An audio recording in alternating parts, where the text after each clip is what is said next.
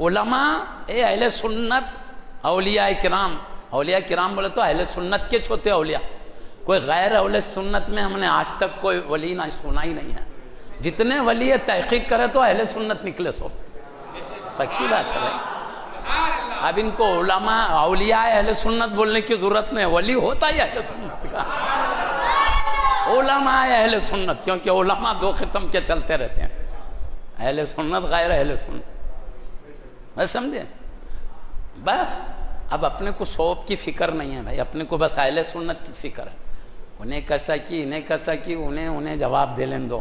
اپنے کو اپنے اہل سنت کے علماء نے کیا بتایا, ہمارے بزرگوں نے کیا طریقہ اپنا, اپنے کو بس یہ دیکھنا ہے, اس پہ چلنا ہے.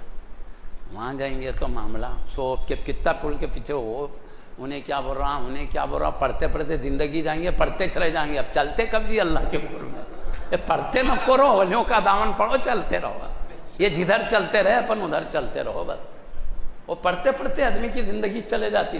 انہیں بھی دیکھے تو قرآن بتا رہا, انہیں بھی دیکھے تو حدیث بتا, وہاں دیکھے تو بھی اتنے دلیلاں ہیں. وہ دوسرے کا نہیں رہا, اس کے بھی کچھ کم نہیں ہے. ہم ایک حدیث سناؤ نا 10 حدیثاں لا رہا. بولے تو وہاں جائیں گے تو کتنے لاکھوں لوگ, لاکھوں مختلف جگہوں میں ہے نہیں, 2-4 نہیں ہے, ہر جماعت میں لاکھوں لوگ ہیں. کیسا گئے, وہاں گئے تو دیکھو تو دلیلاں اتنے ہے. مگر کیا ہے, لوگوں کے پاس عبارتیں ہیں, حقیقی مفہوم نہیں ہے. اللہ رسول کی کیا مراد ہے اس کو نہیں پہنچے ہیں. اور اہل سنت کیا ہے بولے تو جو مراد ہے اس پہ چلے ہیں. اس لیے کہ اہل سنت اولیاء اللہ کا دامن پکڑ کے چلیں. اولیاء اللہ پہ اللہ کی طرف سے مدد ہوئی ہے, حقیقی معارف کھول کے بتا دیا ہے. اس لیے کوئی ڈر نہیں ہے اہل سنت کی جماعت میں. اولیاء اللہ نے میں بتاتا ہوں, آپ جتنے محدثین گزرے ہیں بڑے بڑے, حدیث کا درس جن کے پاک ہاتھوں سے امت کو آیا ہے, انہوں جمع کرے تو آیا, نہیں جمع کرتے تو بھٹے بھلے تھے, بیٹھنا پڑتا تھا. تو جتنے محدثین ہیں سب اہل سنت تھے, مستند محدثین.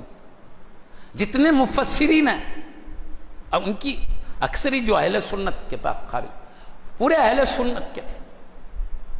جتنے فقہاء ہیں, فقہاء تو امام اعظم, امام شافعی, امام مالک حنبل پہلے بھی تھے, مگر ان کے پیروکار نہیں ہونے سے ان کا نام رک گیا, نہیں عوام کے نام ذہن میں نہیں آیا. علماء کے پاس پہلے بھی فقہاء تھے, مگر پیروی کرنے والے نہیں ہونے سے ان کا نام بھی وہیں ختم ہو گیا. یہ چاروں کے پیروی کرنے والے کروڑوں کی تعداد میں ہونے سے ان کا نام ہے. چاروں فقہاء ہے نا, چاروں فقہاء بھی اہل سنت کے عقیدے پہ قائم, ایک بھی کوئی غلط عقیدہ نہیں تھا. پکی بات بول رہا ہوں. محدثین, مفسرین, فقہاء اور جتنے اولیاء سو ہے, تو اپنے کو کمی کیا ہے جی, کچھ کمی ہے؟ سو ادھر ہی ہے. جتنے خدا کے مقربین ہیں سو محبوبین.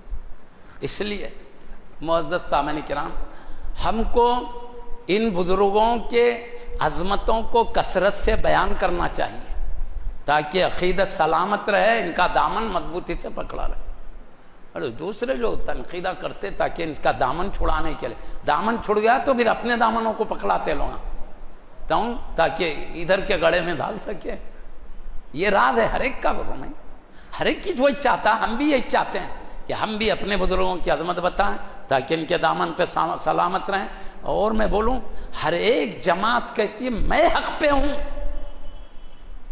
اور اہل سنت و جماعت کے بارے میں مصطفیٰ کہتے ہیں یہ حق پر ہے. بالکل پکی بات ہے. ترمذی شریف لے لو, ابن ماجہ شریف لے لو, پکا واضح طور پر ہے ما انا علیہ وسلم اور میرے صحابہ, یعنی اس کا مطلب اہل سنت و جماعت, نبی کی سنت صحابہ کی.